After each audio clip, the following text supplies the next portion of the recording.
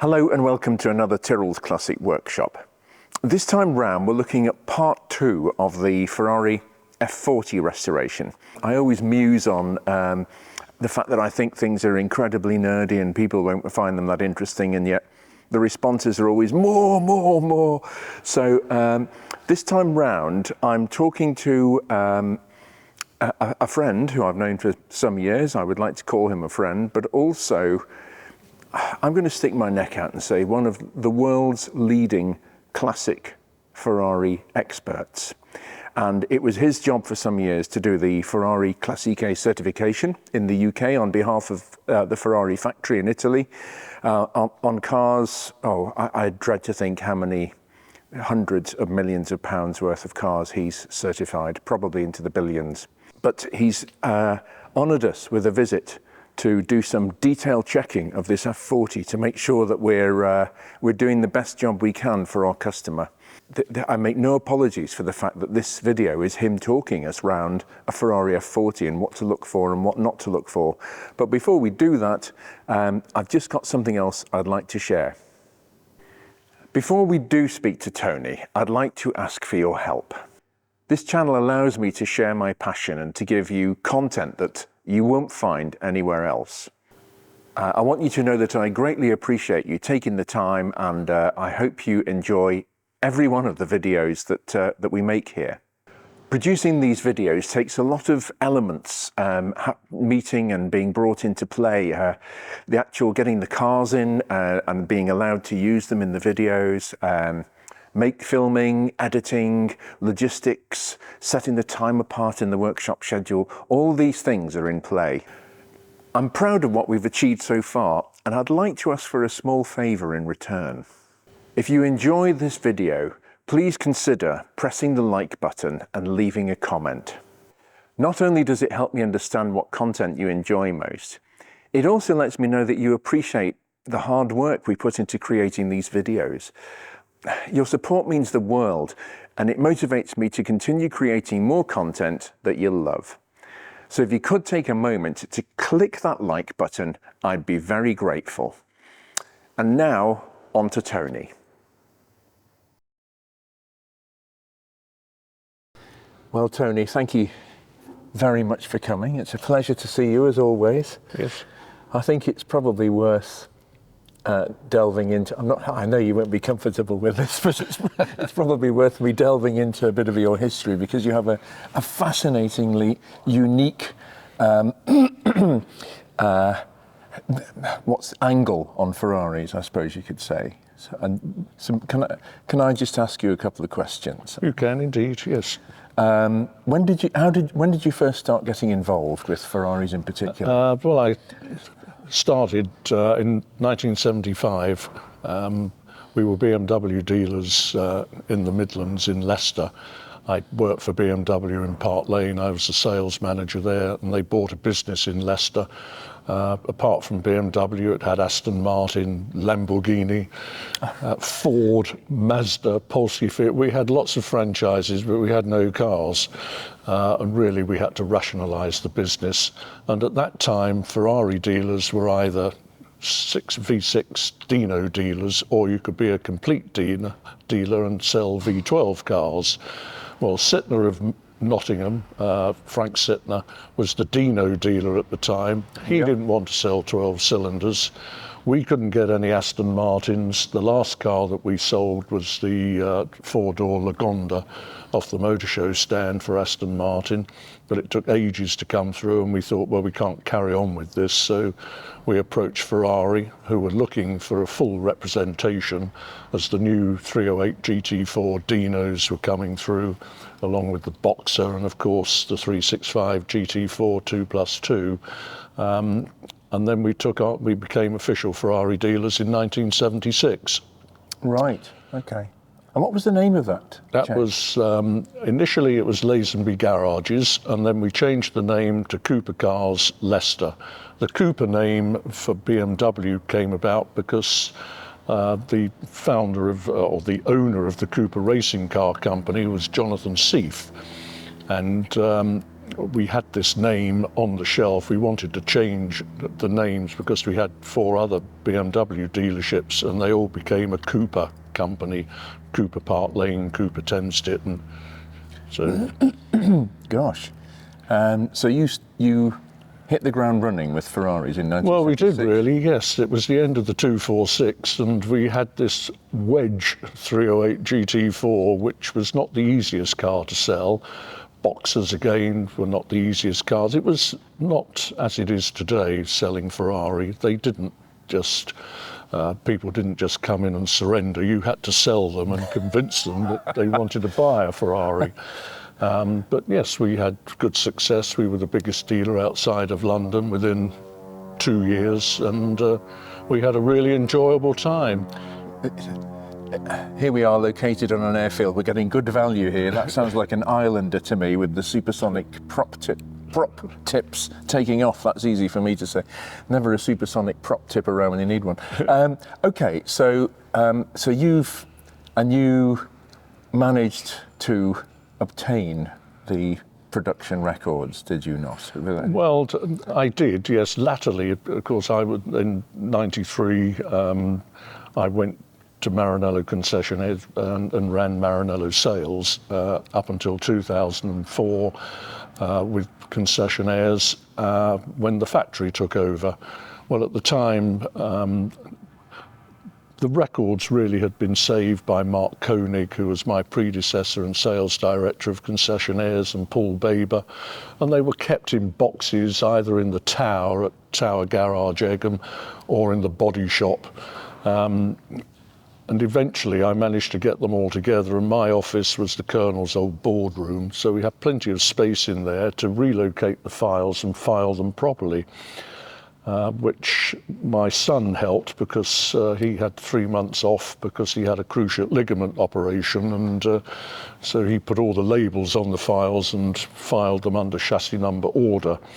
The unfortunate thing is that the 308 GT4 files had been lost, destroyed, or so we haven't got any 308 GT4. We've got all the production information, all the original orders, all the stock books, but not the paper files. But in 2004 I was doing the Enzo project, so going to Italy with clients and to have seat fittings or to deliver cars, and I came back one day and jokingly said to somebody, it's a bit late now to change the Crittall windows for double glazing, we're closing down in a month. And they said, well, the windows are coming out because everything in here is going in the shredder. And I thought, well, this can't happen with the records. They're a significant part of Ferrari history for the UK. And other territories. Well, yes, we looked after Maranello concessionaires, were responsible for all right-hand drive. Exactly. Although we don't have all of the records for Australian or Hong Kong delivered cars. Anyway, they gave me a letter passing possession to me. They gave me 24 hours to clear, so they lent me the parts van. I phoned my wife and a couple of friends, and we cleared everything out, and we took it down to Brooklands, where we stored it at a friend of mine's unit there. So yes, that's how I came about. But over the last, nearly 20 years, I've been buying photographs, magazines, anything to do with right-hand drive, Maranello concessionaires, I've been buying to add to the archive. Right.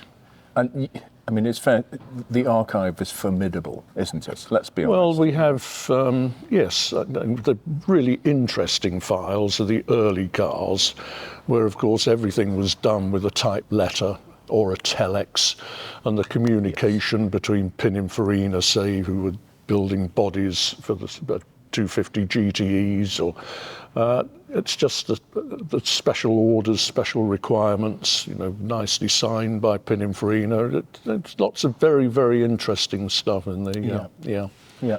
And it's a service we offer to authors who come and go through the files, give them more information for their books.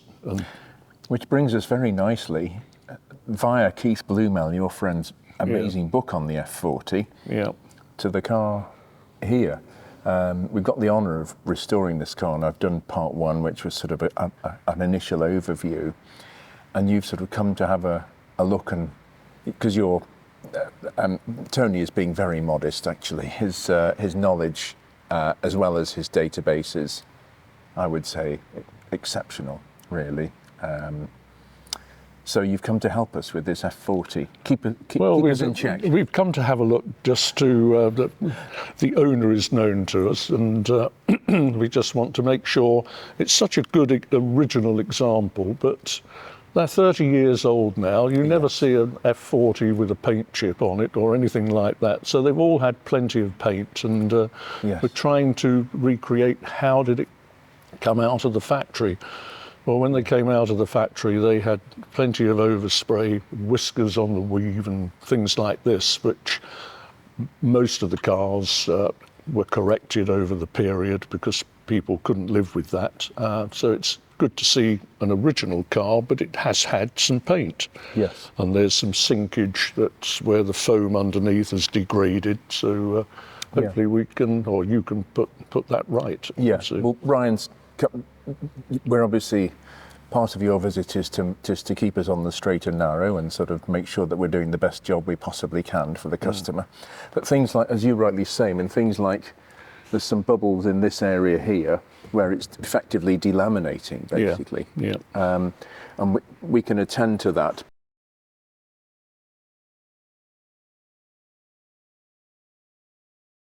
Okay, so we'll start with the front. Let's just have a shufty under here.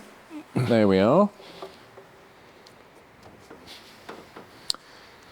We have actually just recently done the front suspension. And we've left the original stenciling on, which is obviously market different, isn't it, basically? Yes, they have different stencil for the European cars or the American market. This one has still got the stencils on, very faintly, which shows its originality. This is nice, original. Any car that's had an incident and that had this replaced, they're very, very shiny. And it's very difficult for them to actually get the chassis number appearing in the centre of the cutout. Everything else with the markings on the clam here, and it's nicely faded. There's bits of overspray in here, which I know the car has had paint originally, but paint did come into the underside through the vents. Body number located under here, which obviously you would have to check on the door hinges and on the rear wing. Yes. And the rear underbalance where the fog lamp is to make sure the body numbers all match. But it looks a very, very original car to me. Yeah, and you were commenting on this, and the reason why this number isn't always smack bang in the middle like that is obviously if the car's had a knock, the chassis moves. Well, that's part of the chassis, and it's not straightened effectively bang on, is it? Well, and also I think it's probably more to do with this new panel in here where they just can't get it to sit straight. Okay. Yes. And you can see the nice green bonding in here. Any car that's had a new piece, this bonding or this green here becomes a much, much brighter green, which is a good giveaway for the fact that it's not original. Right. Okay. And the same follows through in the cockpit where the green is shown. Yes. And this is, it's an original Sigler windscreen. Yeah. Although it's a replacement windscreen, if you look across a windscreen, you can see there's absolutely no marks in that at all. Yes. And at 22,000 kilometres for this car, you'd expect some, as the Americans call it, road rash. Yes, absolutely. Or even the odd scrape from the wiper blade. Exactly, yes, yeah. Okay, so should we have a look around the business end of things? Yes, okay. It never ceases to amaze me how heavy these are. Well, yes, many years ago I could do it on my own, but there we go. Okay. For safety's sake, we always recommend putting a much more solid prop in there as opposed to the one that bends in the middle. I have seen them where they've just collapsed. So. Oof. So it's always wise to put a big... I'm not... Yes, that is all right. Yeah, that's just double okay. checking. Yeah, that's fine. Yeah. Yeah. As you can see, it's just a very, very original car. A lot of cars have had the subframes painted, but this is just very, very clean. Nice wear on these, and if you were going to do anything to it, it just needs a good detailing as opposed to cosmetic paint work, really. Yeah. These are original. Yeah. Being an early car. An early car, a non-cat car, Yeah. original exhaust system, which is nicely patinated. Okay, you can clean the tips up here, but which is all very good. Yeah. Yeah. We're very much towards the sympathetic end of the scale with this, because it's one thing that we've determined is that we're pretty sure we're going to have to take the paint off it because it's quite thick, the paint on the car. Yes, it is. Yeah. But I mean, it's lovely because it's such a great canvas to work from. The wheel alignment was drastically out on the back wheels. And you said they did a factory modification? Well, there was a factory recall on the suspension forks, bolts and washers. So if someone has put that back up and not tracked the car, then just needs to be double checked. Yeah. It is miles out, actually. Yeah. Okay. I mean, I can't imagine, with that width of tyre, if the geometry is that far out, I can only imagine how twitchy this would be if you started driving it in anger. Yeah. And you can tell this is a good original rear clam where all the paint's come off round the window. Even on cars that have done lower mileage, that paint has tended to flake off with the heat. And there are two schools of thought whether you put the paint back on or leave it. I'd be inclined to leave it. That is for originality's sake as opposed to cosmetic's sake. If you're going to enter the car into a Concorde to get 100 points, then you probably, well, you would have to do that. But in my opinion, I think it's best left as it is so that the client can see exactly what he's got. If he comes to sell it, then the new owner can make the decision whether he does that. Yeah. But I think originality today counts for all. There are a lot of F40s out there that have seen incidents, and this is a car that I think is a very, very honest, good car. Yeah, it was a wise purchase. I think so. Yeah, the mileage, 22,000 kilometres, which is what, 13,000 miles, is good mileage. You could use it without losing value. So yes, I think it's a good car. But like most F40s, they have had paint, and when they've had substantial paint, in terms of paint thickness, you lose the weave effect, and weave seems to be the most important thing that people are looking for. Yes. I notice, obviously, we love Ferraris, so this is not a criticism. We love Ferraris passionately, but bits like this red overspray here. Well, the overspray was standard on the car. The paint used to come in through the ducts here, and when they were new and people took delivery of them, not everybody was happy seeing overspray on the car or whiskers like this coming off the carbon, so they were tidied up and cleaned up. Very rough edge there. It's a very agricultural built car. It's a very, very basic car, effectively a racing car for the road. Racing cars had a very thin coat of paint, and they didn't bother about things like this. Yeah. And this, remember, was very early technology regarding the body construction as well. If you look at today's modern carbon fibre, it is beautifully done, and there's no marks on them. We're 30 years down the road, and this is how it all started. Yes. Yeah. But it really is quite ragged. Yeah, well, that's lovely. Yes. I'd rather have that than something that's brand new. Yeah. That's what this car's all about. Yes. And we would, you see so many of them where that's got rid of, for example. Yeah. We wouldn't dream of touching that. It's part of the, as you say, it's like watching. It's like anything, isn't it? People try and make things that were in the 20th century conform to the 21st century. Well, exactly. If you look at a Ferrari race car of the 50s, they were very, very basic. Flash over with paint. Today, the paint finish on them is impeccable.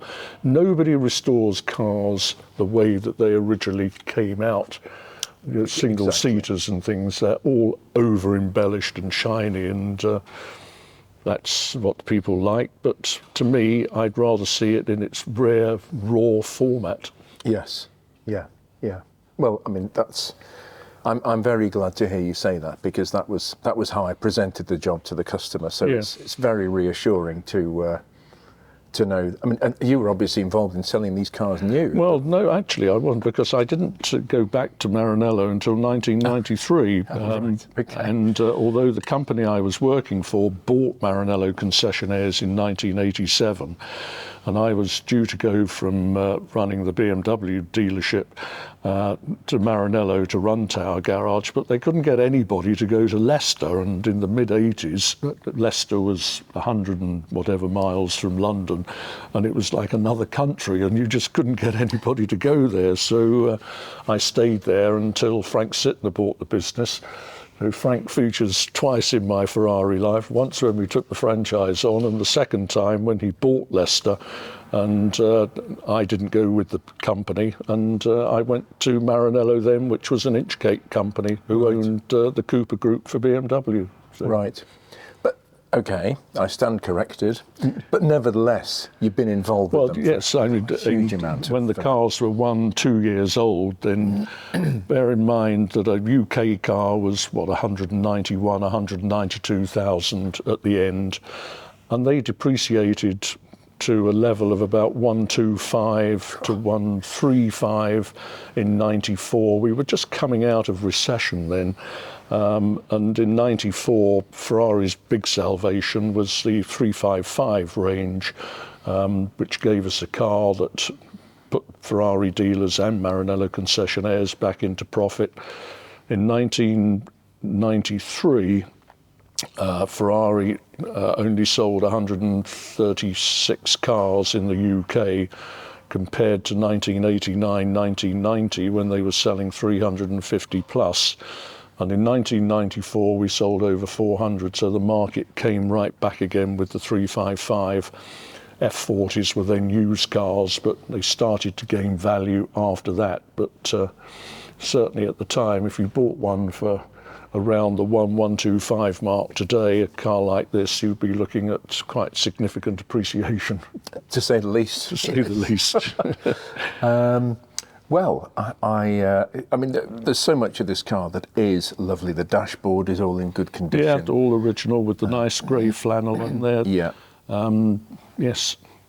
And the seats, which I notice you have up there. Yes. So. Yeah, and again, we have to be extremely careful how we try and clean those. Yeah, yeah. Well, Tony, thank you very much for coming up all this way. It's much appreciated. Well, it's always good to come here, Ian, because although my main interest is with Ferrari, there are other cars in my life, and looking at Lamborghinis, Aston Martins, and it's always a pleasure. So love going to places like this where there are so many good cars and interesting and enthusiastic people looking after them. That's well from you. That's I'll take that. Thank you. Thanks very much indeed. Fine. Well, that concludes another Tyrrell's Classic Workshop video. Hope you've enjoyed it, and please do like. It's not often I ask you to do that, as I mentioned earlier, and we'll be back with something else very soon.